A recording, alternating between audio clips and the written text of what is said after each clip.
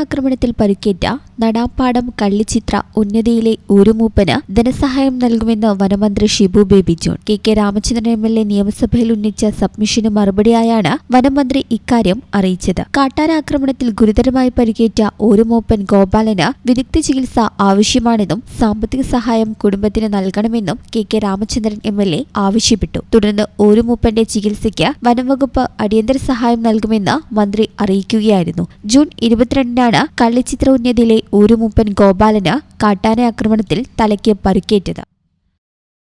കഴിഞ്ഞ ജൂൺ 22, അതായത് 2 ദിവസം മുൻപ് തിങ്കളാഴ്ച നമ്മൾ നിയമസഭ കൂടിക്കൊണ്ടിരിക്കുമ്പോൾ എൻ്റെ നിയോജക മണ്ഡലമായ പുതുക്കാട് നിയോജക മണ്ഡലത്തിലെ വരന്തരപ്പള്ളി ഗ്രാമപഞ്ചായത്തിൽ കള്ളിച്ചിത്ര ആദിവാസി ഉന്നതിയിൽ അവിടുത്തെ ഊരുമൂപ്പൻ ശ്രീ ഗോപാലൻ കാട്ടാനയുടെ ആക്രമണത്തിൻ്റെ ഭാഗമായി ഗുരുതരമായ പരിക്കുകളോടെ തൃശ്ശൂർ മെഡിക്കൽ കോളേജിൽ പ്രവേശിപ്പിച്ചിരിക്കുകയാണ്.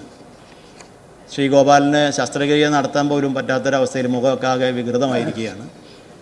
വിദഗ്ധമായ ചികിത്സയ്ക്കും മറ്റ് സാമ്പത്തിക സഹായത്തിനും വളരെയധികം പ്രയാസപ്പെടുന്ന ഒരു സ്ഥിതിയുണ്ട്. അത് കണക്കിലെടുത്തുകൊണ്ട് ആവശ്യമായ സാമ്പത്തിക സഹായം ഉൾപ്പെടെ ചെയ്യുന്നതിന് വേണ്ടി വനവകുപ്പ് തയ്യാറാകുമോ എന്നതാണ് എൻ്റെ ചോദ്യം. ബഹുമാനപ്പെട്ട മന്ത്രി. സർ, തീർച്ചയായിട്ടും പരിശോധിക്കാവുന്ന മുൻകാലങ്ങളിലെ ഒരു കീഴ്വഴക്കം സർ, ആദ്യം തന്നെ 30,000 കൊടുക്കുക, പിന്നെ അതിന് ശേഷം ഇതെല്ലാം കഴിഞ്ഞ് ഫൈനൽ ബില്ല് വരുമ്പോൾ 70,000 കൊടുക്കുക. പക്ഷേ കോതമംഗലത്തെ ഒരു സംഭവം ഉണ്ടായപ്പോൾ ഹോസ്പിറ്റലിൽ കിടക്കുന്നതെന്ന് അറിഞ്ഞുകൊണ്ട് വനം വകുപ്പിന് കൊടുക്കാനുള്ള 1 ലക്ഷം രൂപ അന്നേരം തന്നെ കൊടുത്തു സർ. ആദ്യം 30 ഹോസ്പിറ്റലിൽ കിടക്കുമ്പോൾ തന്നെ രണ്ടാമത്തെ 70,000 കൊടുത്തു സർ. അതിന് ശേഷമുള്ളതും SDRF-ൽ നിന്ന് കൊടുക്കാനുള്ള പ്രൊവിഷനുണ്ട്. പക്ഷേ നിലവിലുള്ളത് അതിന് ശേഷം ബില്ല് സബ്മിറ്റ് ചെയ്യുന്ന മുറയ്ക്ക് അത് SDRF-ൽ നിന്ന് കൊടുക്കുമെന്നാണ്. അത് 2.5 ലക്ഷം എന്നൊരു പരിധിയാണ് വെച്ചിരിക്കുന്നതെന്നാണ് എൻ്റെ ഓർമ്മ സർ. അത് അതിനേക്കാൾ കൂടുതലാണെങ്കിലും ചെയ്യാനുള്ള പ്രൊവിഷനുണ്ട്.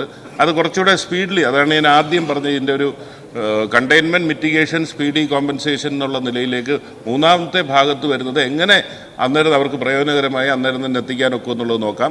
ഇത് ബഹുമാനപ്പെട്ട മെമ്പർ അതിൻ്റെ ശ്രദ്ധയിൽ അതിൻ്റെ ഒരു നോട്ട് വന്നു കഴിഞ്ഞാൽ എങ്ങനെ ചെയ്യാനൊക്കെ എന്നുള്ളതിനെ